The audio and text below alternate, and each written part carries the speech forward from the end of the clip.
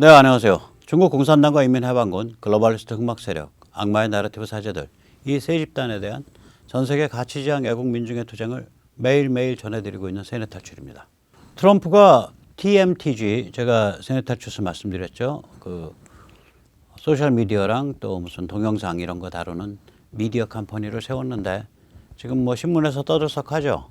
이게 회사 가치가 뭐 대충 잡아서 하나로 한 10조 정도에 이를 정도로 뛰었습니다. 트럼프는 돈을 벌었네요. 당연하죠. 자기가 미국 대통령으로서 굉장히 뛰어난 업적을 남긴 사람인데 사실은 석연치 않게 패배해서 지금 물러난 상태. 그러나 무지막지한 영향력을 미치고 있는 그런 상태. 그리고 빅텍에 의해서 철저하게 검열당하고 핍박당한 상태.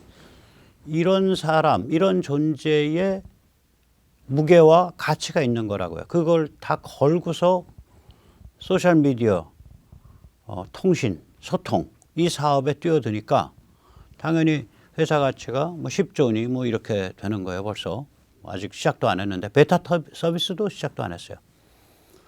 이 와중에 바이든은 한편으로 보면 좀 착해졌습니다. 이렇게 보면 그러니까 한반도에 대한 입장이나 또 대만에 대한 입장 이런 거 보면 굉장히 착해진 걸로 보이는데 이 사람이 왜 갑자기 이렇게 착한 것 같이 보이게 돼서 이 사정을 좀 짚어볼 필요가 있습니다.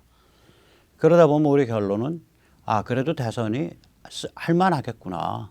이제 우리가 안에서만 잘 싸우면 되겠구나. 이런 결론에 도달합니다. 오늘 그 같은 이야기를 좀 차분히 모셔보도록 하겠습니다. 먼저 세뇌탈출 잘구독료 부탁 말씀 올립니다. 신한은행 140012 108493 주백모 프로덕션입니다. 참으로 어려울 때인데도 꾸준히들 도와주셔서 백모 세뇌탈출 뚜벅뚜벅 진행할 수 있습니다. 감사합니다. 그리고 오늘은 이제 다짜고짜 이거부터 결론부터 내리겠습니다. 저희 세뇌탈출의 결론이 이겁니다. 민초민주주의의 기반을 각 지역구, 국회의원 선거구, 각 지역에서 닦지 않으면 대한민국 정치는 돌고 돈다. 정권을 교체할 뿐만 아니라 정당을 개혁해야 된다. 그런데 그러려면 우리가 네트워크로 짜여서 입당을 해야 된다. 네트워크로 짜려면 우리 자신의 정당을 넘어선 시민 사이드의 활동이 있어야 된다. 이겁니다. 그래서 첫째, 무결선거 네트워크로 엮여서 2022 선거를 참관하고 감시한다. www.mu선.kr입니다. 둘째, 마이초이스를 통해 교육감 후보 단일화를 위한 온라인 시민 경선단에 참여한다. www.mychoice.kr입니다. 자, 이렇게 해서 지역에서 같이 모여서 가끔씩 얼굴 보다가 어느 날 하루 날 잡아서 커피숍에서 10명 모여가지고 입당원서 같이 쓰고 쭈루룩 그 입당원서를 등기 우편으로 시당에 쭈루룩 내는 뭐 이런 이벤트들. 그렇게 해서 특히 그 국힘 같은 경우는요, 당원 조직의 활성화가 안 됐습니다. 국힘 정치인들의 특징, 당원을 무서워해요. 당원 만나면 입 바른 소리 들을까봐 무서워해요. 이 사람들은 국힘이라는 브랜드와 위를 바라보는 저기 도장 찍기 이거 가지고 그냥 국회의원 배지 달고 유지하려고 하는 사람들입니다. 이 버르장머리를 고쳐야 돼요. 우리가 밑바닥에서부터 생각 있는 민초들이 당의 주인이 돼야 됩니다. 자, 이게 사실은 세뇌탈출의 결론이죠. 예. 먼저 트럼프 돈 번 얘기부터 좀 하겠습니다. 저는 대충 따져보니까 10조 원으로 계산이 됩니다. 이게 왜 그러냐. 이제 그 합병 목적 특수기금 회사 스페셜 퍼포스 애퀴지션 컴퍼니 특수 목적 합병 회사 뭐 이런 회사가 있어요. 스펙이라는 회사가. 이 회사가 지금 가치가 일주가 원래 $10를 받고 주주 모집을 한 건데 이 회사가 그렇게 해서 2억 5천만 달러 그러니까 2,500만 주를 모집을 했어요. 그런데 이 회사가 가치가 이제 지난주에는 한때 100불까지 올랐고 지금 한 60불까지 떨어졌습니다. 이런 SPAC 타입의 회사가 SPAC는 이제 어떤 회사의 유형을 얘기해요. 나중에 조금 이따 설명드릴게요. 이런 회사의 주가가 이렇게 춤추는 게 유례가 없던 일입니다. 이게 어느 정도 춤췄냐. 미국 주식시장에 주가 춤추는 거 기록한 거 그 기록이 남은 것 기준으로 하루 이틀 만에 가장 먼저 올랐어요. 왜 그러냐면 지난주 수요일 날, 현재 시간 수요일 날부터 폭등하기 시작했는데 화요일까지 이게 10달러, 정확히 표현하면 9달러 얼마예요. 왜 그러냐면 그 수수료가 빠지기 때문에 주식의 실제 액면가는 9달러 뭐 이렇게 될 거예요. 9달러 60 몇 전짜리 주식이 뭐 한 이틀 만에 뭐 100불 이렇게 갔으니까 무지하게 뛴 겁니다. 자, 이 SPAC 회사의 이름은 SPAC라는 건 회사의 유형이고요. 그 이름은 DWAC입니다. 디지털 월드 애퀴지션 컴퍼니, DWAC라는 회사인데 DWAC가 한 주당 60달러로 가정을 하면 이게 2,500만 주니까 이게 1.5 빌리언, 그러니까 15억 달러짜리 회사입니다. 그런데 보통 이런 SPAC 회사, DWAC 같은 SPAC 회사가 이제 목표 회사랑 합병을 할 때 한 지분을 한 20% 인정받아요. 그렇다면 TMTG가 목표 회사니까 트럼프의 그 목표 회사는 그러면은 얼마가 되겠냐? 1.5 빌리언 곱하기 5배. 그러니까 7.5 빌리언이 되네요. 75억 달러. 그럼 약 한 10조 됩니다, 이게. 이게 한 10조 되는 거예요. 물론 이제 그렇게 현실화 되냐 안 되냐는 또 다른 문제죠. 일단 생각을 그렇게 해볼 수 있다는 겁니다.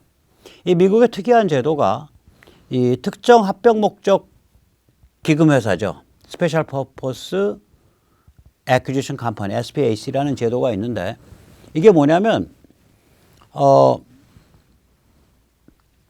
회사랑 아직 아무런, 그러니까 목표 회사, 뭐 A라는 걸 목표로 한다 그러면 A라는 회사랑 아무 협의도 없이 우리 A라는 회사에 주식을 매집하고 살 거야. 혹은 합병할 거야, A라는 회사를. 그렇게 해서 SPAC가 그런 회사에 이걸 다른 회사에 합병을 하거나 다른 회사를 인수하겠다는 목적으로 상장을 때려버려요. 바로 처음부터 IPO예요. 그래서 땡땡 회사와 합병할 기금을 모으는 회사입니다. 그게 SPAC입니다. 그런데 이 땡땡 회사가 이제 TMTG를 밝혔다고. 우리 타겟은 트럼프 미디어 그룹이야. TMTG야. 그러고서 이제 만든 게 2020년 작년 한 10월경에 만들었어요, 이거를. 내노라 하는 사람들이 만들었어요. 그동안엔 주식은 별로 안 오르죠. 뭐 그러니까 주당 10달러씩 받고 파는 것 같은데 그 선에서 쭉 있었어요, 그동안. 그러다가 지난주 수요일인가에 트럼프 미디어 앤 테크놀로지 그룹 TMTG가 야, 우리 DWAC랑 같이 갈 거야 라고 발표를 해버리니까 그때부터 주식이 치고 올라간 거예요. 그래서 10달러짜리가 100달러 가까이 그냥 간 거예요. 보통 이런 DWAC는 이제 TMTG를 목표로 삼은 SPAC죠. 이런 회사들이 보통 이제 합병에 들어가면 통상 주식의 한 20%좀 받습니다. TMTG 주식에. 20%랑 자기 주식을 이제 맞교환하게 되죠. 그래서 합병이 되는 거예요. 그런데,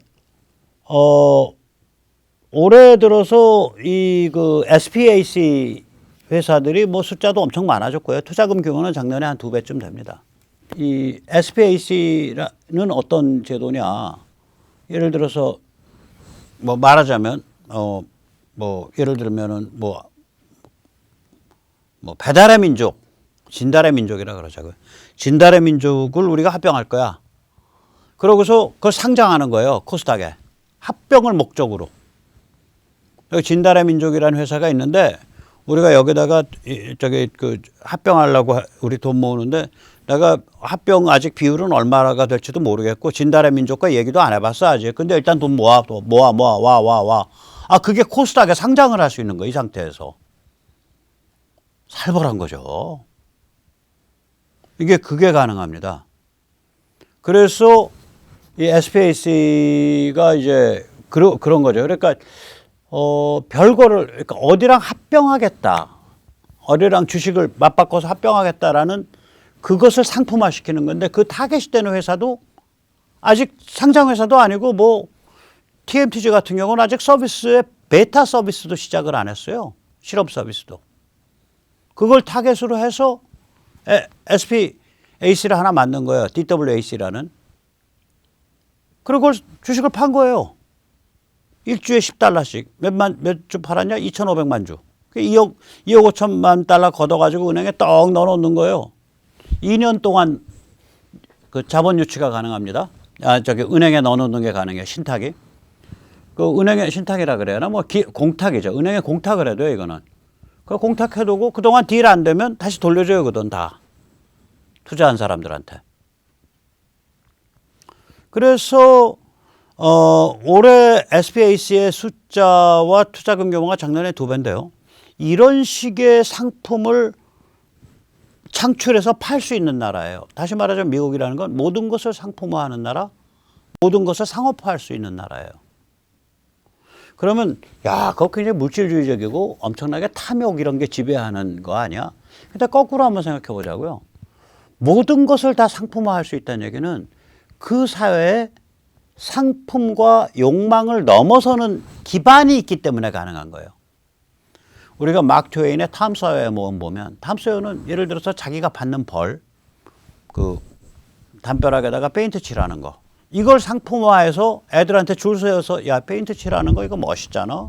너 부디가 5번 왔다 갔다 해주려면 나한테 1센트 내야 돼. 10번이야? 10번? 난 10번, 15번에 내가 2센트 받을게. 그건 할인이야. 이렇게 해서 상품화해서 톰소여가 팔잖아요. 벌을, 자기가 받게 돼 있는 벌을 상품으로 바꿔서 팔아치운단 말이에요. 그러면 톰소여 같은 사람이 왜 나왔냐? 그걸 어디서 뒷받침하고 있길래 톰소여 같이 그렇게 영악하게 모든 것을 상품화, 상업화 시킬 수 있는 인간 유형들이 나오는 거야. 그 반대되는 인간 유형들이 밑바닥에 존재하기 때문에 톰소여가 나올 수 있는 거예요. 그 사회를 구성하는 모든 사람이 다 톰소여 같으면 사회가 이상해져요. 그런 사람 안 나와요. 오히려. 잔챙이 장사꾼만 나오지 그렇게 기발한 상상력에 의해서 퍽 튀는 사람은 안 나와. 그거랑 반대되는 전혀 다른 유형의 사람들이 밑바닥을 이루고 있기 때문에 그래요. 미국 같으면 그게 헉핀이죠. 헉핀은 그런 데 관심 없잖아요. 나 자유롭게 살고 싶다 아니야. 내가 하고 싶은 거 하고. 뭐 상품화, 상업화 이런 데 관심이 없어요. 혹은 미국 사회 저변에 깔려있는 그 신앙과 종교에 관한 신앙과 하나님에 관한 극도의 존중, 프로테스탄티즘.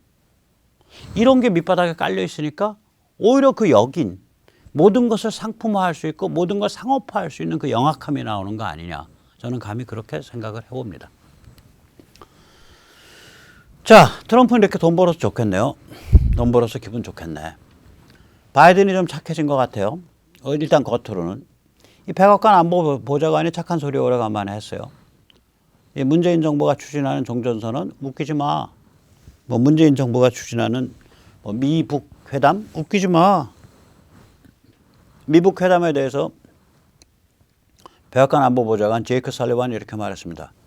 북한과의 대화 재개에 관한 시기와 수순에 있어 한국과 미국은 의견이 다르다. 그러니까 너희 문재인 정부는 빨리 하자 그러는데 우리는 그거 좀 봐서 해야겠는데 이 소리예요. 종전선언도 마찬가지죠. 한국 문재인 정부와 우리는 종전선언에 관한 순서, 시퀀스인가 그래요. 시기, 타이밍, 조건, 컨디션 등에 관해서 의견이 다를 수 있다. 다르다. 한마디로 웃기지 마 이 소리예요. 문재인 이제 이렇게 되면 뜨뜻한 북풍 못 붑니다. 뜨뜻한 북풍, 우리끼리 민족, 우리 민족끼리 북풍 못 부릅니다. 우리 민족끼리 북풍이 뜨뜻하게 불어와야 이재명이가 표를 얻는데 좀 도움이 되는데 미국도 야 그러지 마 우리 관심 없어 이런 입장이고 북한은 더더욱 관심 없고 저는 사실 북한이 이번에 KT 문제도 제가 좀 미리 성급하게 했는지 몰라도 저는 북한 소행이라고 봐요. 지금도 횡설수설하자 뭐 라우터가 고장이었다 뭐 장비 교체 때 뭐 협력사가 잘못됐다 그런데 라우터가 고장이면 그 라우터 하나만 망가져야지 왜 망 전체가 망가지냐고. 라우터는요 중앙 라우터라는 게 없습니다. 라우터는 중앙 라우터가 없어요. 왜 그러냐면 인터넷을 만들 때 목적이 뭐냐면 핵 공격에 의해서 망의 일부가 빠개져도 망의 일부가 빠개져도 여전히 돌아가는 망이에요. 그게 인터넷망의 철학이에요. 그래서 이게 미 국방부 첨단 DARPA, Defense Advanced Research Project인가 그래요. 프로젝트 에이전시. 그 첨단 국방무기 연구소에서 연구국에서 그게 추진된 거거든요. 1970년대에. 그때부터 추진된 거예요. 이게 인터넷이. 그러니까 그때는 이제 WWW보다 아래에 있는 거 TCP/IP라고 하는 거, 그 통신 방식. 라우터는 그 중에서 IP를 다룹니다. 주소 보고 그 주소로 보내고, 주소 보고 그 주소로 보내고. 주소를 쓰는 거는 단말, 컴퓨터 쪽에서 쓰는 거예요. 그 전에는 주소를 누가 파악을 하냐? 교환기가 파악을 해요. 어디서 왔지? 어디로 가지? 이 판단을 교환기가 정해주는 거예요. 인터넷은 그게 아닙니다. 어디서 내가 보내고 어디로 간다라는 걸 내가 보내는 데이터의 꾸러미 봉투에다가 편지 봉투에 쓰듯이 쓰는 거예요. 그러면 단순한 집배 업무야, 라우터는. 그러니까 망을 여러 가지로 연결해 나갔고요. 라우터 하나가 깨지면 다른 루트 통해서 가요. 그게 인터넷 원리인데 KT에 있는 모든 라우터가 그럼 다 빠개졌냐? 그럼 불가능한 얘기예요. 라우터가 고장났다? 불가능한 얘기입니다. 그래서 이해가 안 가는 거예요. 그 다음에 그러니까 이해가 갈 수 있게 설명을 해놔라 이거야. 그래서 저는 다시 얘기하자면은 아마 북한에서 뭔가 좀 핵심적인 데를 건드린 것 같다. 주요 라우터 한 30개쯤을 동시에 건드린 것 같다. 예를 들면 그 고장으로 가지고는 주요 라우터 30개쯤이 맨 마지막에 가면 주요 라우터는 한 3, 40개 될 거라고요. 그게 동시에 한날 한시에 고장은 안 나겠죠. 그 다음에 장비 교체도 마찬가지죠. 하나씩 바꿔갈 텐데 어떻게 그렇게 전국망이 한꺼번에 나가냐 이거지. 불가능할 텐데 그렇게 생각을 합니다. 또 바이든 착해진 게 뭐냐면 우리는 대만을 지킨다라고 얘기했는데 이게 사실은 거의 위법 발언입니다. 미국 법률 체계에서는. 종래 미국은 대만 방어를 공약한 적이 없어요. 무기만 판매했어요. 이는 대만 관계법 타이완 릴레이션스 액트 1979년 법인데요. 여기에 명확히 드러나요. 여기에 대만이 스스로를 지켜내기 위해 필요한 무기를 충분히 대만에 판매한다 라고까지만 돼 있고 대만을 지켜주기 위해서 미국이 움직인다 안 움직인다는 대통령 결정 사항이 아니라 대통령과 의회가 다 같이 결정해야 된다요. 다시 말하자면 대만 지키기 위해서 우리가 개입하겠습니다. 그건 대통령이 어떤 면에서 거의 위법적 발언이에요. 대만을 지키기 위해서 저는 유사시에 의회를 신속하게 설득해서 움직이도록 하겠습니다. 이래야 합법적 발언이에요. 지 마음대로 그렇게 못 움직여요. 그런 발언까지 했어요. 그런 착한 발언. 위법에 해당할 정도로 착한 발언을 했어요. 당연히 위법에 해당할 정도로 착한 발언이니까 백악관 대변인 푸사키는 바이든 발언 이후에 확인 질문하니까 우리는 대만 관계법의 프레임워크에서 움직입니다. 그래서 어떻게 하시겠다는 거예요? 하고 또 기자가 물으니까 우리는 대만 관계법의 프레임에서 움직입니다. 똑같은 말만 반복해서 말을 흐리고 빠져나갔어요. 그러면 대만 관계법의 배경을 좀 보자고요. 모택동이 1576년에 죽습니다. 그리고 중국이 우리 소련을 포위하는 미국의 그 포위망에 우리가 참여하겠습니다. 라고 뛰어들어온 게 1978년입니다. 그리고 미중 수교가 1979년에 이루어집니다. 그리고 이 무렵에 중국은 미국의 아프간 작전, 이때 미국은 아프간에서 탈레반을 지원해서 친소 세속 체제를 붕괴시키는 그러한 탈레반 혁명을 지원하고 있는 그런 CIA 공작을 펴고 있었습니다. 그 미국의 아프간 작전에 중국이 협조를 하기 시작을 하고요. 또 미국한테 잘 보이려고 또 이 베트남한테 버르장머리를 고치겠다고 적화된 베트남을 79년도 초에 중국이 침공을 합니다. 이런 문맥을 깔고 카터가 그 땅콩농장주 카터가 1954년에 맺어져 있던 미국 중화민국 상호방위 조약을 일방 폐기합니다. 그래가지고 그때 그 공화당 쪽 상원 의원이 카터를 대법원에 제소를 해요. 대통령이 의회 상원의 결의 없이 자기 판단에 의해서 이렇게 조약을 파기할 수 있냐? 사실 그 위법이죠. 근데 이제 그 당시 분위기가 그때 이제 소련 망하게 만들어야 되고 미국은 이제 월남에서 쥐어 깨진 상태고 중국은 끌어안은 상태고 이런 분위기니까 이제 대법원이 정치 바람을 타죠. 그래서 이제 대법원이 궁색한 변명을 내놓습니다. 그거는요, 저희 대법원이 지금 판단할 수가 없는데요. non-justifiable이라는 그런 판결을 내립니다. 대법원이 판결을 거부하죠. 그래서 이제 대만 관계를 그래도 법제화 시켜줘야 되니까 중국과 텄으니까 대만 관계법이라는 걸 만든 겁니다. 타이완 Relations Act. 그게 그래서 중국과 미국이 수교한 1979년 똑같은 해에 법제화됩니다. 카터 때죠. 카터의 마지막 해가 1980년이고 마지막에서 두 번째 1979년입니다. 우리나라 와서 79년에 국회에서 연설하면서 인권을 뭐 수십 번 부르짖었어요. 박정희 대통령 죽여라라는 메시지죠. 들고 일어나서 박정희 체제 엎어버려라. 카터 국회에서 그렇게 연설했어요 그때. 이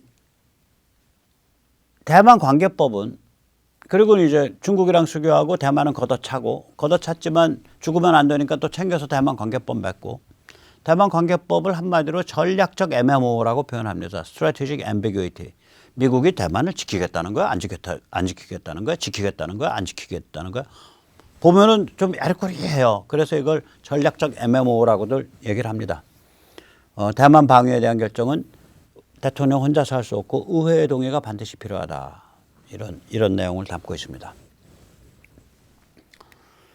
자, 바이든이 그런데 의회 동의 없이 의회 동의를 밟아서 제가 신속하게 개입하도록 하겠습니다. 24시간 안에 개입하도록 하겠습니다. 노력하겠습니다. 뭐 이런 얘기도 안 하고 의회 동의 말을 쏙 빼놓고 대만 지킬게요 라고 호언 장담하는 그 장면을 직접 보시겠습니다. CNN이 주최한 타운홀 미팅 형식의 그러한 만남에서 바이든이 발언한 겁니다. Glenn Niblo, a student at Loyola University, originally from Connecticut. He's a Republican. Glenn, welcome. Where in Connecticut are you from? Greenwich. China just tested a hypersonic missile. What will you do to keep up with them militarily, and can you vow to protect Taiwan? Yes and yes. We are militarily, China, Russia, and the rest of the world knows we have the most powerful military in history of the world. 그러니까 중국에 대해서 대만을 지키겠다고 약속할 수 있습니까? 라고 그러니까 yes, yes. 그 yes가 말하자면 부도수표라기보다 백지수표인 거예요. 뭐라 그럴까? 그러니까 자기가 쓸 수 없는 수표예요. 원래는 법률적으로. 근데 그걸 장담을 하잖아요. 그러니까 푸사키가 나중에 이게 진화하는 거죠. 요새 바이든이 이 대만 문제 나오면 저런 류의 발언을 좀 합니다. 그래서 좀 착해진 것 같죠. 자, 그러면 우리 글로벌리스트 민주당에서 만들어낸 치매노인 바이든이 과연 착해졌을까요? 저는 착해졌다기보다 총체적 난국 속에 묶인 거예요. 그래가지고 움직일 때가 이런 길밖에 없는 거예요. 이렇게밖에 답을 못하는 거예요, 지금. 여기서 뭐 대만을 버리겠습니다라고 답을 못한다고요. 이미 판이 그렇게 짜여가요. 일단 보면 당 지지율이 급락했습니다. 제너럴 밸럿이라 그러죠, 이걸. 이게 원래 제가 엊그저께도 잠깐 이 숫자 말씀드렸는데 원래 공화가 민주보다 약간 덜 나오면서도 한 1, 2% 덜 나오면서도 투표 때는 이겨요. 이게 왜냐면 공화 지지자들이 투표율이 높아서 그렇습니다. 상대적으로. 그런데 여론 지지에서 당 지지율이 공화가 더 이긴다? 그러면 이거는 뭐 볼 것도 없는 거예요. 그래서 공화 대 민주가 지금 47대 44가 나오고 있습니다. 당 지지율이. 공화가 3%포인트 높습니다. 2014년 선거 직전에 중간선거 직전에 이러한 패턴을 보였었습니다. 그때 선거에서 당연히 민주당 대패했었습니다. 그런데 앞으로 선거는 1년 한 1개월 남았어요. 지금 만 1년 남았어요. 앞으로 더 떨어져요. 47대 44가 아니라 제가 보기엔 60대 40까지 55대 47대 44? 뭐 9% 빼고 나면 90이라고 치고 55대 35 정도까지 떨어질 수 있어요. 이거 지금. 내년 민주당 곡소리 납니다. 지금 바이든 지지율이 벌써 제가 말씀드렸죠. 그때 바이든 지지율 40% 중반 떨어질 때 저거 이제 한두 달 안에 30% 진입할 것 같습니다. 진짜 한두 달 안에 30% 진입했네요. 어떤 여론조사 기관이고 대개 바이든 지지율 요새 조사하면 36에서 39% 나옵니다. 재밌는 건 엊그제 조사에서 제일 높았던 39%가 나온 데는 어디냐. 가장 냉정하고 옛날에 트럼프 바이든 때 트럼프가 이긴다라고 했던 트라팔가 그룹에서 조사해서 39% 나오고 있습니다. 다른 데는 오히려 민주 혹은 글로벌리스트 성향 받는 그런 여론조사에서는 오히려 36, 37 이렇게 되고 있어요. 그 다음에 이제 우리가 트럼프도 이게 지지율이 30%대 후반으로 바닥으로 기었다고요. 근데 트럼프는 이게 바닥으로 긴 이유가 있어요. 이 무렵에 트럼프 집권 1년에 이 트럼프에 대해서 당시 러시아와 공모해서 대통령직을 찬탈했다. 그래가지고 국가조사기관이 떴잖아요. 뮬러 팀이. 그리고 그냥 저거 러시아 스파이 같은 놈이니까 탄핵시켜야 된다고. 민주당과 모든 메인스트림 미디어가 하루 종일 떠들 때예요. 지금은 공화당이 그렇게 공격 안 하고 바이든 치매라고만 공격하지. 그 다음에 그 메인스트림 미디어, 주류 미디어가 저걸 바이든은 엄청나게 옹호를 하고 있고요. 빅텍도 옹호하고 있는데 트럼프가 가장 낮을 때 수준으로 떨어져 버린 거예요. 그래서 그 앞으로 어디까지 떨어질지 모르겠어요. 그 다음에 이제 상황이 이렇게 가니까 이 상원은 좀 더 낫지만 하원 같은 경우는 이 2년마다 오거든요. 그러니까 하원 의원들은 항상 선거철 속에서 사는 사람들이에요. 어떻게 보면 미국 하원 의원들은 임기가 2년입니다. 그 하원 의원들 중에 벌써 2022년 출마를 포기하는 사람들이 속출하고 있어요. 벌써 10명 넘었어요. 이거 뭐냐면 게임은 안 된다 이거죠. 장사 안 되니까 나 차라리 안 하고 말래. 포기를 해버렸다고요. 저 포기하면요. 현역이 포기를 하면 이게 그 현역 프리미엄이 없기 때문에 패가 넘어가는 수가 많아요. 그 다음에 이제 지금 민주당 하원의 이제 최고 두목 펠로시 지금 당연히 다수당인 민주당 하원의 최고 두목이니까 지금 하원 의장이죠. 펠로시가 출마 포기를 암시하고 있다고요. 그 인터뷰를 하는데 이거 뭐 내년에 당연히 출마하실 거죠. 그러니까 하하하하 카말라가 낄낄 카말라가 거기서 배웠더만 펠로시가 하하하 웃으면서 제가 이 자리에서 왜 그걸 말해야 돼요. 하하하. 그러니까 출마 포기를 암시한다. 그렇게 해석하더라고요. 그걸. 그 다음에 민주당 상원 의원들이 당 바꿔타기 증상이 나오고 있어요. 이게 희한한 일인데.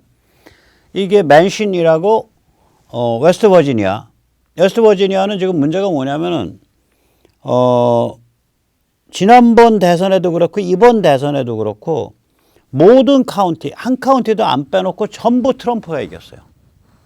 그러니까 맨신이 웨스트버지니아에 있는 민주당 상원 의원인데 이 사람이 지금 다음번에 지금 된다는 보장이 없는 거라 그래서 당을 바꿔타기 할 것 같다라는 얘기가 지금 쫙 돌고 있어요.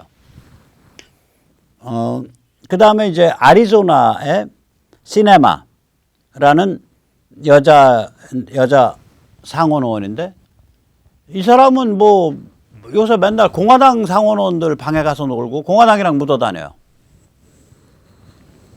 여기 당 바꿔 탈 것 같다 그렇게 봅니다. 이 사람은 내년이 선거에 들어와 있는 사람입니다. 그러면 이제 문제가 뭐냐. 지금 상원이 50대 50이거든요. 민주당 공화가. 그래서 카말라 해리스가 부통령으로서 와가지고 51이 돼서 이제 그 민주당이 상원에서 밀어붙일 수 있는 건데 벌써 민주당 상원의원 중에 2명이 우리는 공화당이랑 같이 갈 거야 라고 힘을 이쪽으로 기울어져 가지고 지금 민주당에 내놓는 무슨 무시무시한 법안 3.5조 달러 그 경제부양 패키지 이런 게 통과를 못하고 있잖아요. 통과를 못하고 있다고. 그러니까 민주당이 이미 상원 장악력을 상실하다고 봐야 된다. 이렇게 되면. 시네마가 이쪽 돌고 맨신이 이쪽 돌면 공화당이 52, 민주당이 48이 됩니다. 상원 장악력 상실한다는 소리죠.